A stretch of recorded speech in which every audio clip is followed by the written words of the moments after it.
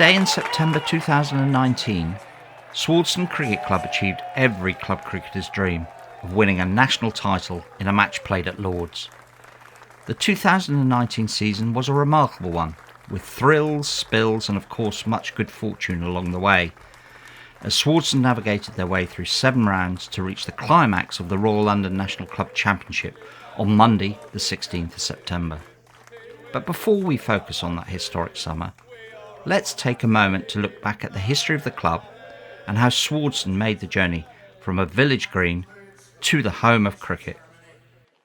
Although the club can trace its history back to the 1850s, the modern club really began in the mid-1960s when it started playing on Swardeston Common, and then in the mid-70s dropped the Mulbarton part of its name.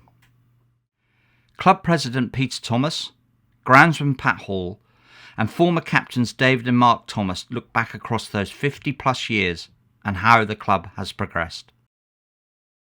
My career started down here counting the opposition, because I was going to Langley School and they didn't want me to play, so I used to count the opposition in the change room and often used to play for the opposition as a 13, 14-year-old. And then Pat Hall, who was captain at the time, knocked on the door when I was 15 and said, would you come and play? And from that moment on I played for Swardeston. I did then, because Swardeston were only a Sunday side, so I did then spend a couple of years at Cromer, got off to play at Ingham.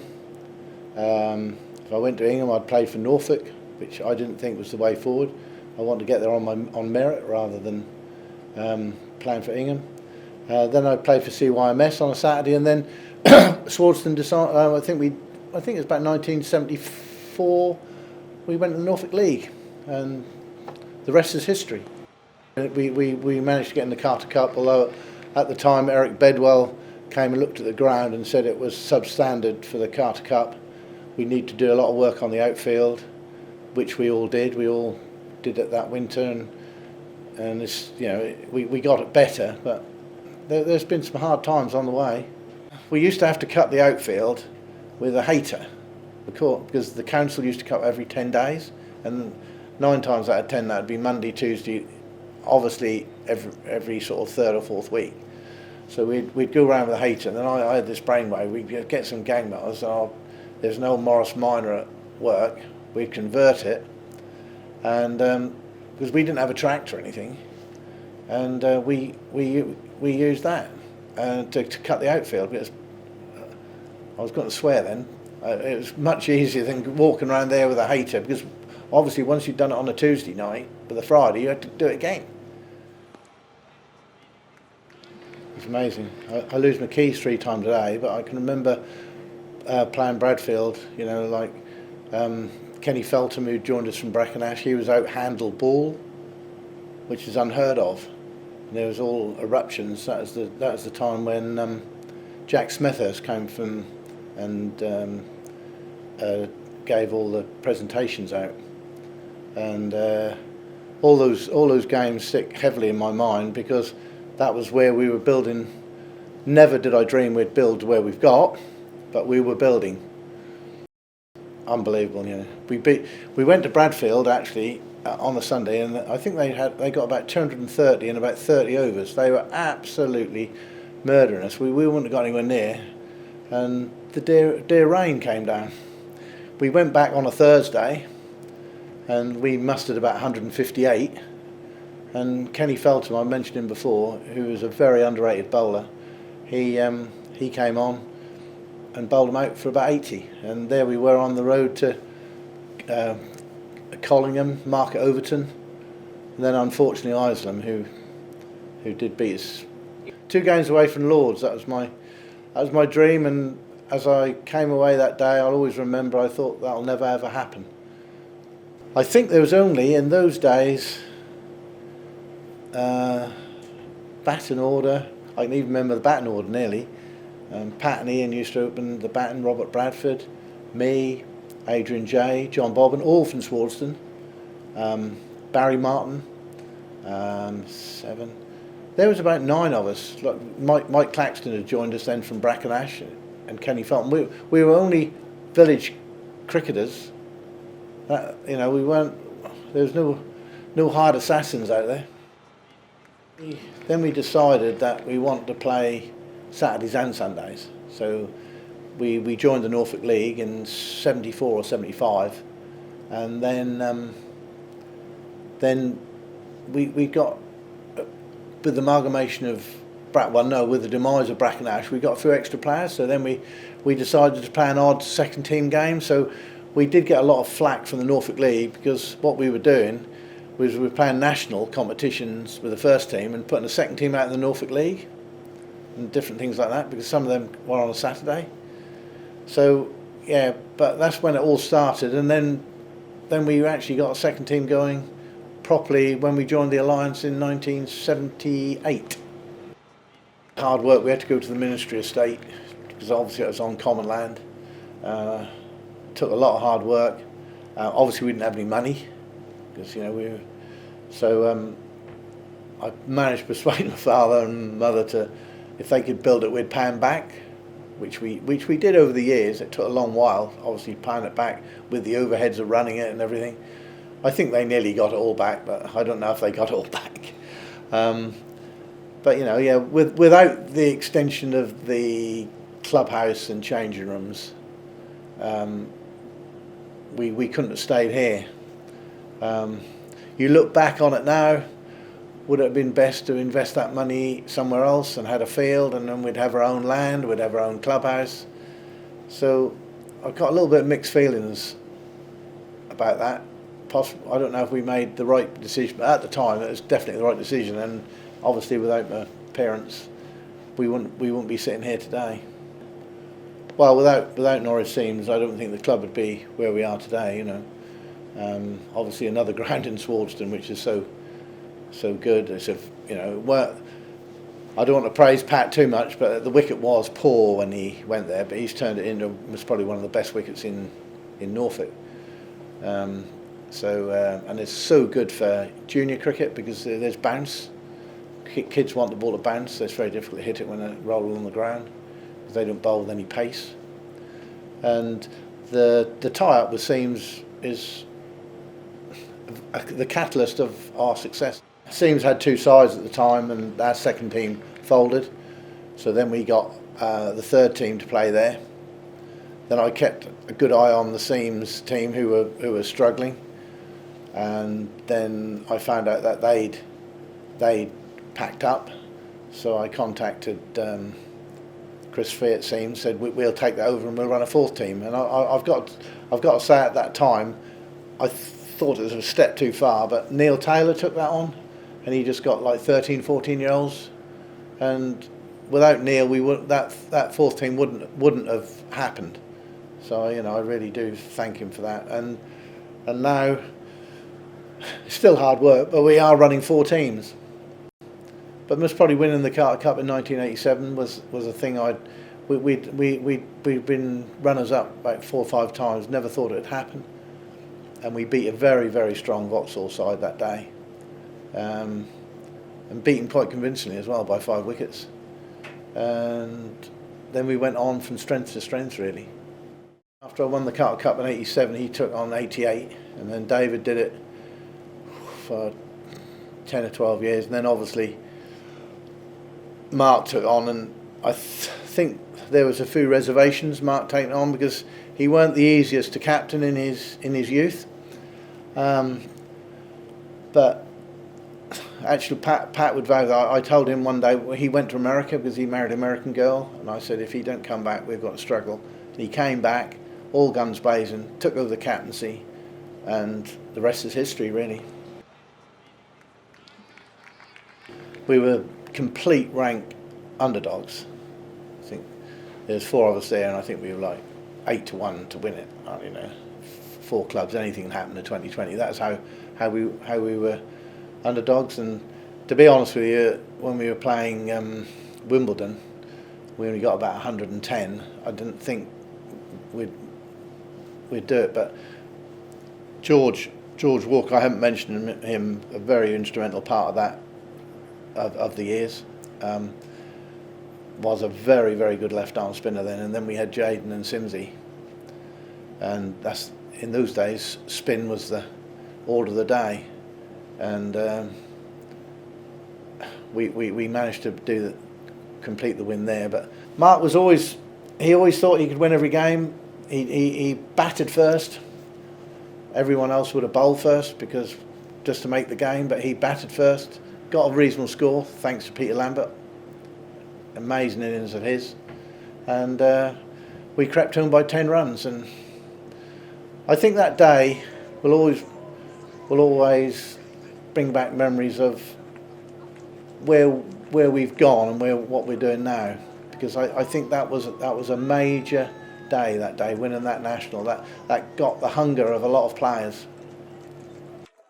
You have to go forward. Like every year, you have to think you're going to be better than last year. Sometimes it's difficult, but if you don't progress and don't have ambitions, then you go backwards.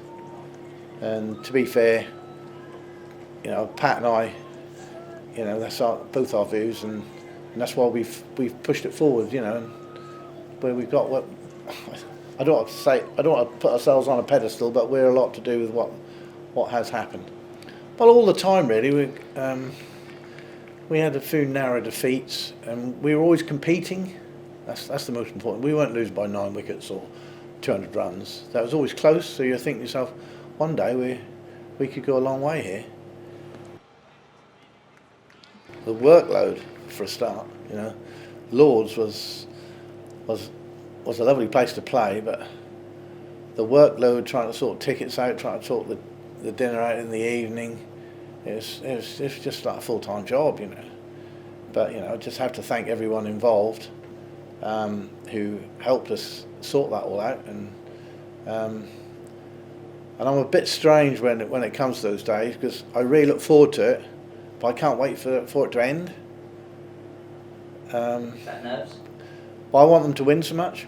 When we asked to bat, I couldn't believe Nantwich put us in. We'd won every game. But I think confidence was probably not... I'm not that confident a person, so I probably weren't confident. I was quite confident when we got 280 off 40 overs. But, there's some phenomenal batting there, and little Alfie Cooper, that'll just go down in my memory for the rest of my life, like he's come through the whole system.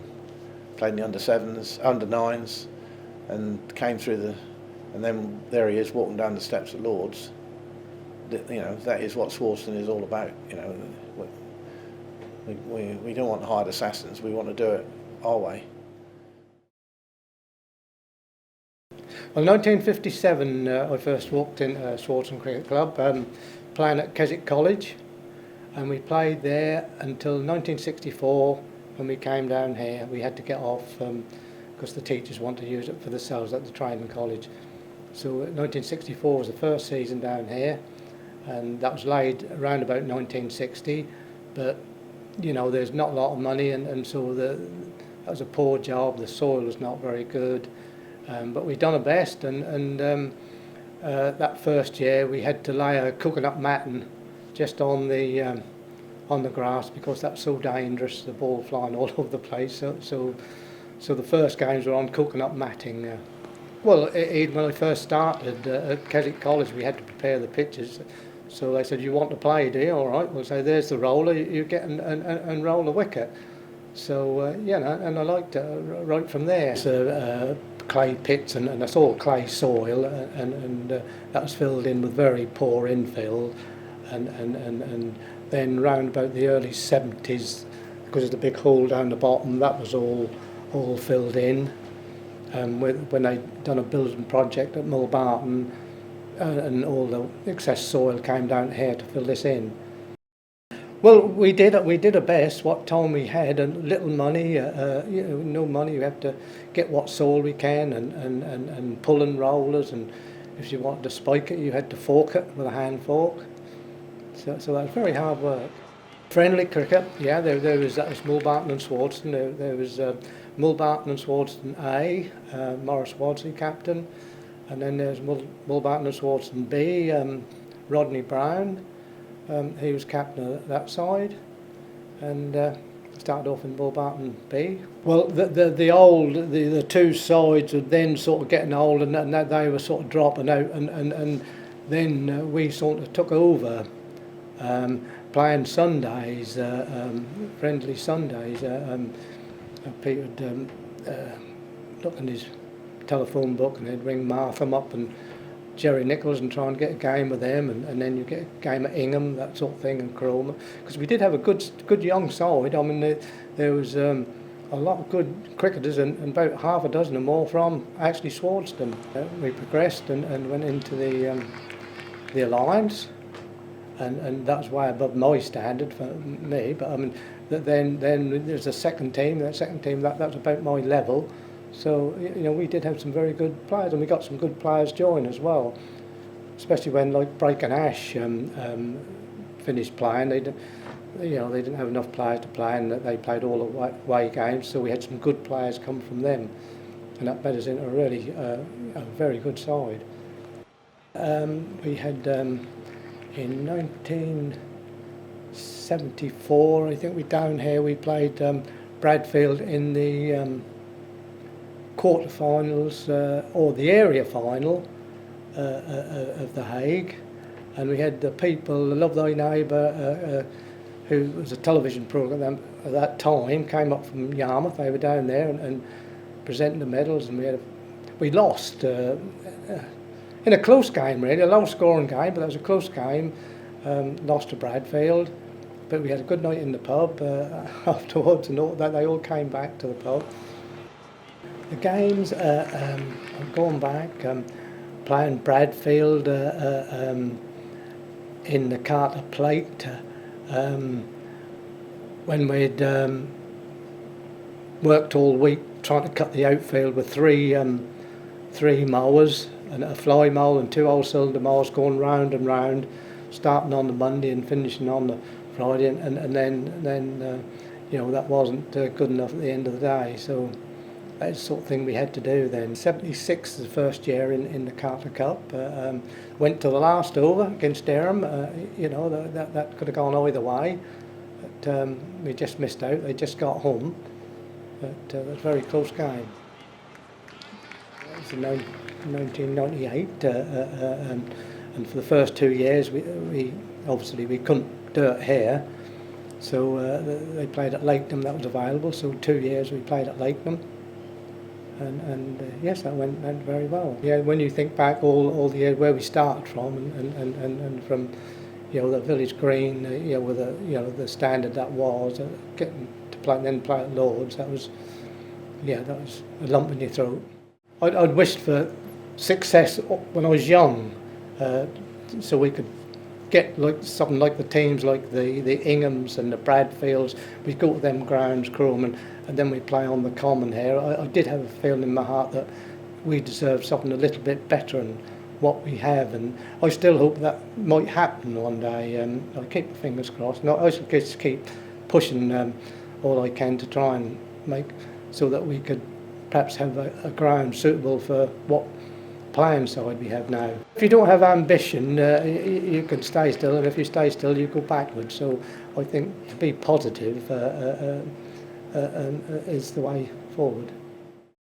The fact I was born in Swardeston, born and bred, and it was in the blood really. Obviously, my brother Peter was 10 years older than me, so it was always a case of coming down to the Common to watch Swardeston play. But we go back to those days, and it is a long while ago. But it was one team, maybe 14 players maximum. And obviously in those days, the Hague National Village competition was a big competition for Swardeston to play in. And we had some unbelievable days. There were some marvellous memories of Swardeston Cricket Club, just as a small village side, doing very well in that Hague National. And I can remember playing those days, I was actually then playing quite a lot of tennis, and I was 13, 14, playing in a tournament away.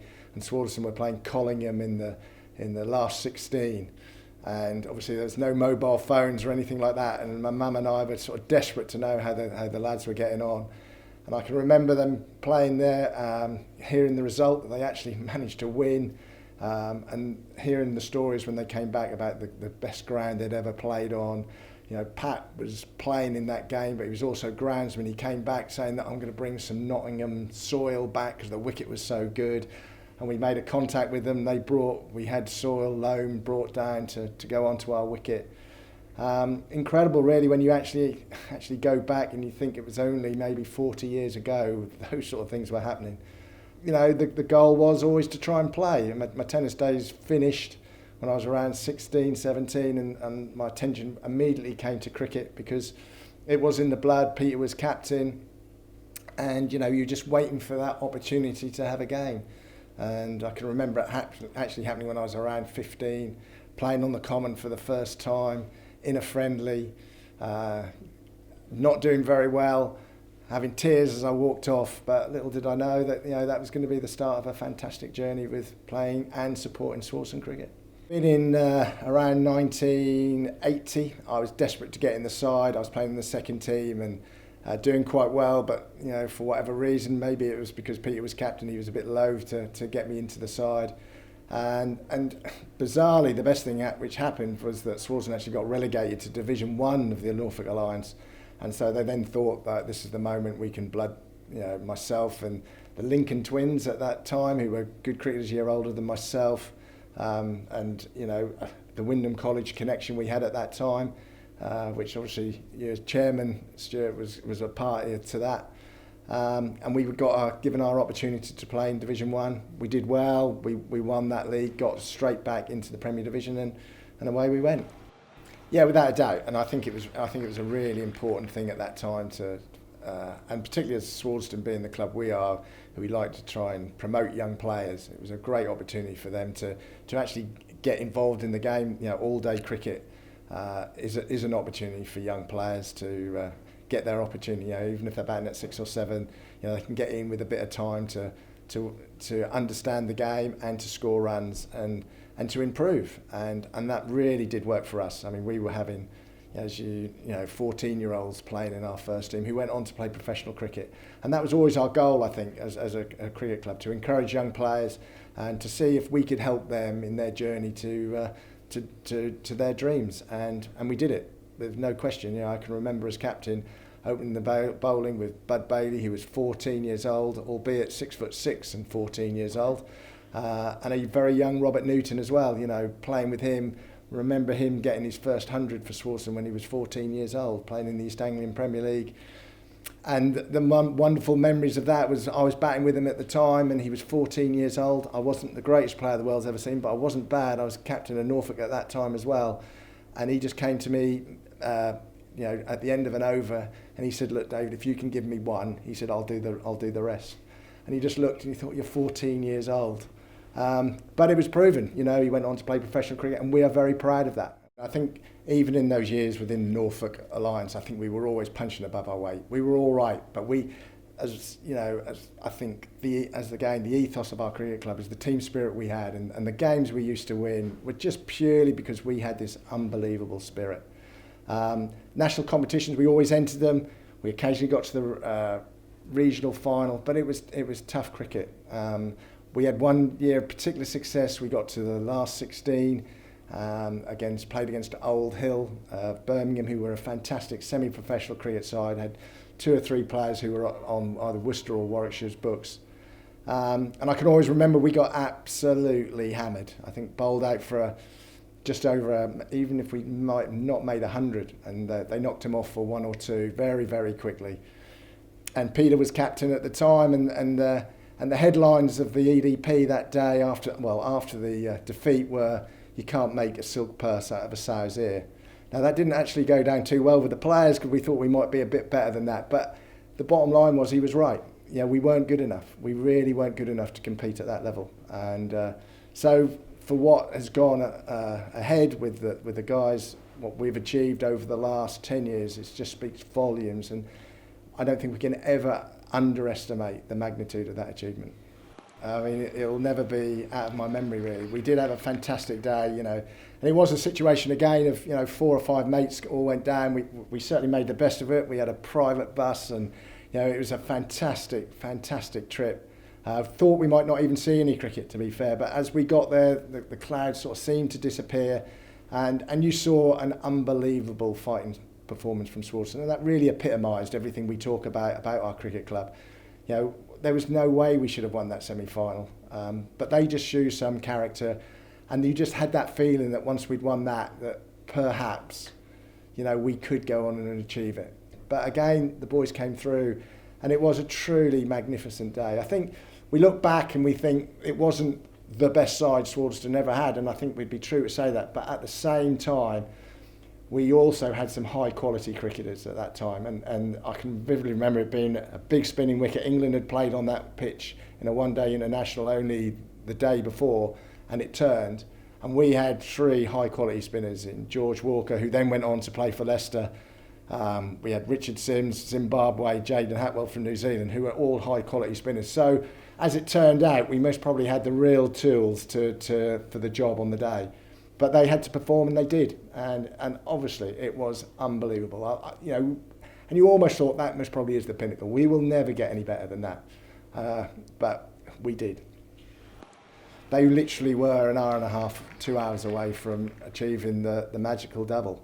But again, I think it just proved that, you know, there's a real heart at Swardeston, and maybe that disappointment actually then really drove them on to think, you know, if we can be that close now, we can do it. And, you know, it didn't take long for them to prove that. I look at the side now, and I mean, it is as good a club side as you could ever have. I really do believe that. And particularly in last year, I think the bowling attack was strong enough. You know, you know, it was important that we could get the best bowlers fit. Obviously, Callum was always a little bit unfit early season, but once he came to fitness, I mean, I think he proved a cutting edge for us.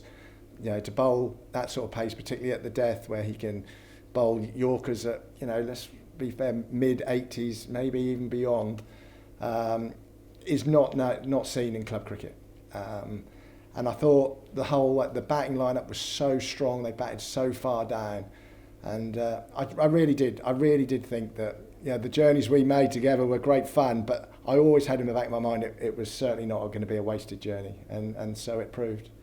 To play at Lords, you know, and I've been fortunate to play there a few times prior to that, but to play in a final for Norfolk and to win was obviously a big day.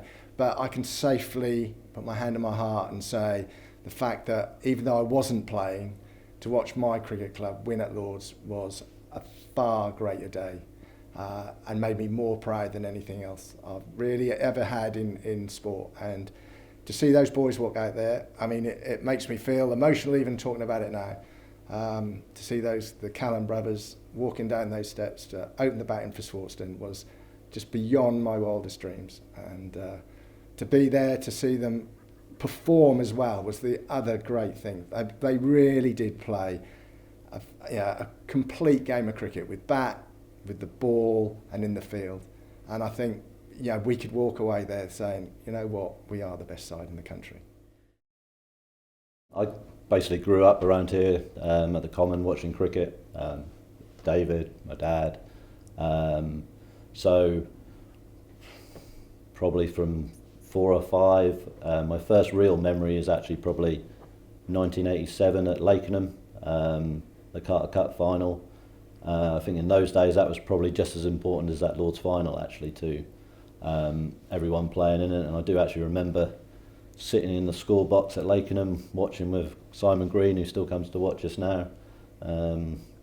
My dad going out in his funny sort of motorcycle white helmet, hitting a few runs at the end, and David finishing not out to win that game. So that's probably the first memory. With regard to playing, I think I probably, in those days, there weren't many youth teams. I think there was just like under 15s when I first started playing, but I played in when I was about 10 or 11. Played in that team for about 4 or 5 years.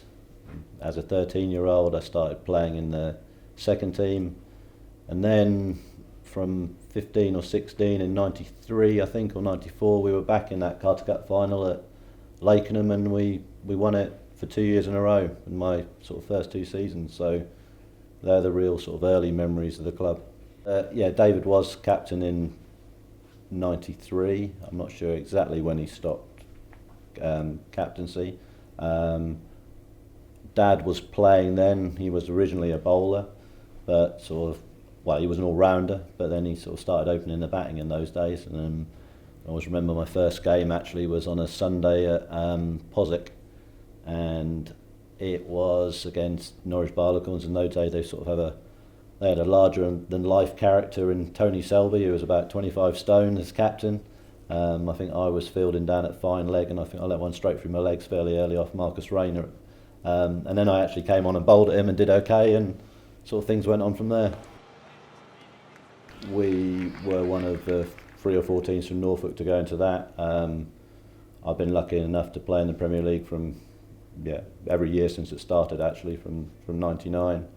I'm not sure exactly on my dates, but we had a few years playing at Lakenham, which were good, but it was always nice to, the Common has always been considered the home, and I think everyone at the club loves playing here, so it was nice to come back down here. Yeah, started captaincy I think in 2004. We were probably at that stage just rebuilding for a couple of years, and then we were lucky enough to start having a little bit of success in 2007 with a number of youngsters coming in. I think we won the APL in 2007 and 2008. And then the big success was 2010 on a national stage, where we were lucky enough to play at the Rose Bowl in Hampshire and go on to win that with what was probably we were definitely the underdogs in at that stage, and we won it with a side which is nowhere near the strength of the side that won at Lord's last year, really, to be honest. Yeah. But it did sort of set the stage for, from then on in, I think we all believed that we could do quite well on a national stage, and most years after that we did get to like quarterfinals, semi-finals. For a number of years our nemesis was Ealing. That's probably why it was, and then we did beat them in the T20, I think in 2016 was the first year we did beat them. We had a number of close battles, and actually that's why it was quite poignant that we played them down here in the semi-final last year when there were a lot of people here. They're a big setup. They employ a lot of people. They've got a massive membership, and for a little club in Norfolk to beat teams like that is probably pretty remarkable, really. It's the first year that Joe joined. I think we were already a pretty good side, but to slot him, arguably one of the best club cricketers in England, into that side, it really did strengthen us. We were pretty lucky to win the T20. We went through one round by default. But to be honest, what I really took away from it, I was disappointed for a long time that we lost the final at Northampton. We bowled pretty well and really should have chased the score, and just didn't perform on the day. My drive was the national competitions. To get through in those was more of a challenge. Having personally played in the local league for so long, you play against the same people, everyone, and playing against new people and challenging yourself against these bigger clubs is what I think everyone likes actually at the club now. That's probably why in some ways in the last couple of years we haven't won the East Anglian League, and it would be nice to get back on to winning that, but I don't think anyone would swap 2 national championships for an East Anglian Premier League. We peaked at the right time. Definitely, at the start of the season we were probably struggling, especially from a bowling point of view. We were a few people short, a few injuries. The big thing about last year, Callum Taylor was back. Callum and Joe Gatting are probably 2 of the best club cricketers around, so in the whole country, and to have both of those playing, and Callum to come back and play at the club that he'd played at before he went on to play for a county was great. So once we had those 2 in, I think we all fancied our chances. Maybe arguably we did focus on those a bit more than the league. We had a few bowlers carrying a few injuries, so those guys would bowl in the big national games rather than the Saturday games. So actually to finish second in the league was a pretty good achievement. It shows that we have got a really good squad where we've got 15 people who all want to play in that team and can still finish second with that focus on the national competition. On the morning of Lord's I woke up, I wasn't particularly nervous actually, to be honest. I was just looking forward to it. When I started bowling, I wasn't nervous to start, but as I got deposited in the over the 40-yard boundary a couple of times. So yeah, I was probably a little bit nervous, but you know, we always knew someone was going to get hit that day, and we had enough runs to defend. So really, on the whole, yeah, it was just, I tried to take it in, and actually I could do that a little bit better, being a little bit older. I was fortunate enough to play there, well, with David in '97. That was over 2 days, and I was probably a little bit young to really properly take it in. So, and actually this is different because that was for Norfolk. This was with, you know, people I played with for years, my friends. So yeah, I could take it in. You know, it was a very enjoyable day. You know, that belief probably came originally from 2010. So that, you know, there weren't a lot of people playing from 2010, but you know, there were a handful, and everyone believed. We had a mixture. We had a young Alfie Cooper batted brilliantly on the day, promoted up the order, and everyone contributed to that victory during the season. You know, we had looked at points in the Ealing game where we were really struggling. You know, we played against some good sides. We always seemed to get drawn away. The only home fixture we had was Ealing. You know, Bexley. There were a number of games where it was very close, but the whole squad and ethos of the team really got us through that final, and it was good, like on the big day, that we did actually perform.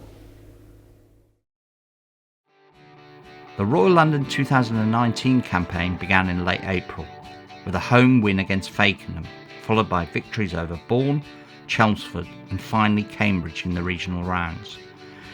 Things started getting serious as we reached the national stage of the competition and we headed to Finchley. Despite a few sticky moments, the team rallied for a 42-run victory. Key performers on the day were Joe Gatting with 79 and 4 wickets, and a fine 3-wicket spell from Cal Taylor. 3 weeks later, we headed for Bexley in the quarter-finals. A seriously impressive performance saw Swardeston dominate the match, eventually winning by 132 runs. Gat hit 72 and Peter Lambert made 71 after Cal had struck 61 at the start of the innings. A hush descended on the Bexley crowd as Scots international Matt Cross was bowled by Tom Oxley with fewer than 20 runs on the board. And a superb all-round bowling display was led with Cal and Alfie Cooper grabbing 3 wickets each. Sunday, 1st of September, and the semi-final beckons. It suddenly dawns on club members we are now just 1 game away from Lords. A huge crowd gathered at the Common as Ealing made the trip to Norfolk. Our batters were solid without being exhilarating until Lambo hit a 50-ball unbeaten 81 to propel us to 259 for 7. We knew we would have to bowl and field well to secure our dream, and the team set to work in front of the large home support. Opener Milo Wilkins stood firm, but when he was third out, bowled by Richard Sims with a score on 157, Swardeston centred their opportunity. Led by a brilliant 4 for 29 from Cal and Sims's 3 wickets, Swardeston crushed Ealing's hopes as they fell 32 runs short. The scenes of joy at the end were something to behold as the realisation hit home. We're going to Lords!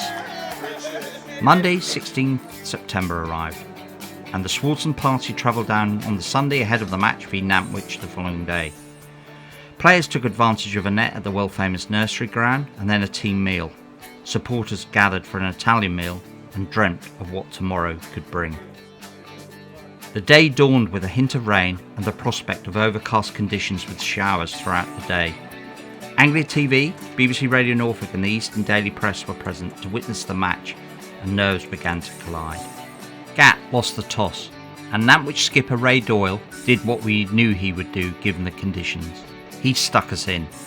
Nervous energy crackled through the air as Cal and Geordie Taylor went out to open the batting in front of a noisy crowd of Swardeston supporters, including a brilliant bunch from our main club sponsors Leeds Prior. 25 runs later, Cal and Geordie were both back in the pavilion, and Swardeston hearts skipped a beat. Gat then produced what turned out to be a masterstroke, as he sent 19-year-old Alfie out to bat at 4 to join Steve Gray. The pair took the score along to 72 before Gracie was dismissed. Gat headed to the wicket. and he and Alfie then added 65 for the 4th wicket, before Alfie was out for a 66 ball 61. The platform these guys had laid was then perfect, as the Swardeston middle order picked up the pace. Gap made 49, Lambo went to town with a 37 ball 60, Lewis Denmark weighed in with 34 off 22 balls, and Simsy and Matt Taylor put the icing on the cake as we made a formidable 280 for 7 from our 40 overs. As they left the field, the Nantwich players looked visibly shocked at what had just happened, and the realisation they needed to score at 7 and over from the get-go. 2 down with 41 on the board, Nantwich batters Luke Robinson and Ryan Brown then began to put together a threatening 81-run stand. Rain intervened, and Nantwich was set a revised target of 253 from 35 overs. Players returned to the field, and Robinson departed for 54, and the dangerous Brown, who had made 59 from just 38 balls, was 6 out at 150. From then, Swardeston flicked on the turbochargers, and only one more Nantwich batsman made double figures. All 5 of our bowlers, Ox, Simsy, Cal, Gat and Mark Thomas grabbed 2 wickets each as we romped home by 59 runs. The excitement at the end, as Joe was presented with the Royal London Trophy and Lambo was named man of the match, sent shivers down the spine. There were emotional scenes as long-term Swardeston members fought back the tears at the enormity of what the club had just achieved. Jonathan Wills from Anglia TV broadcast live from the pitch into the evening edition of About Anglia, and the players got the chance to celebrate with loved ones and friends.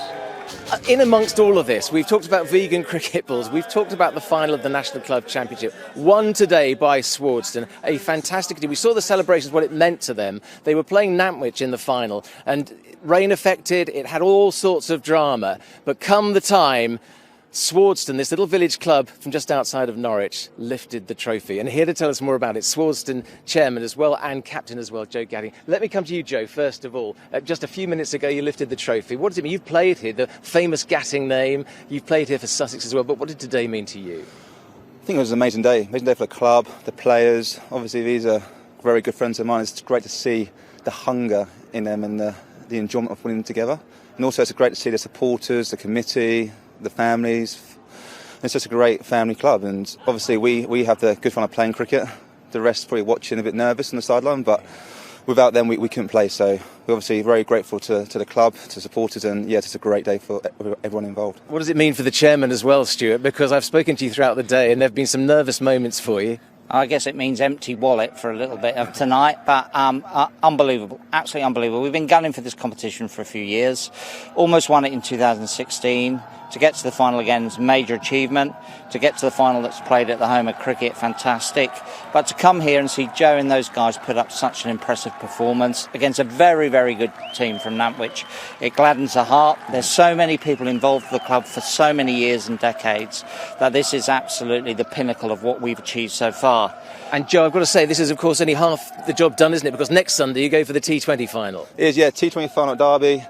Obviously, we've been there a few times recently, but I think to win both nationals in 1 year, I don't think any club's done that. So that's obviously something we really want to do and create new history. Yeah. And Stuart, from the point of view of this club, you are a little village club, and yet you produce cricketers that play in these finals almost every other year now. It is a fantastic achievement. What is the secret? I guess we've always built a strong spirit, and very much we're a big one club. We run 4 teams on a Saturday, and and everyone that plays every Saturday is as important as each other. A great foster of that spirit. A lot of players that have been together, as Joe said, have fought every Saturday, every Sunday for a long while now. A remarkable day was crowned by a drinks reception in the long room, and a chance to reflect and relive the most successful day in the club's history. Just 6 days later, still high on the Lord's triumph, the players travelled to Derby to attempt to complete a unique club cricket double, to win the national T20 title in the same year as the 40-over competition. Once again, Gat rallied his troops, and the momentum from Lords saw us make an extraordinary 200 for 6 in 20 overs in the semi-final victory over Cranley. Just hours later, we faced Toff from Derbyshire in the floodlit final. The players dug deep once more and ran out winners by 21 runs. Oh! The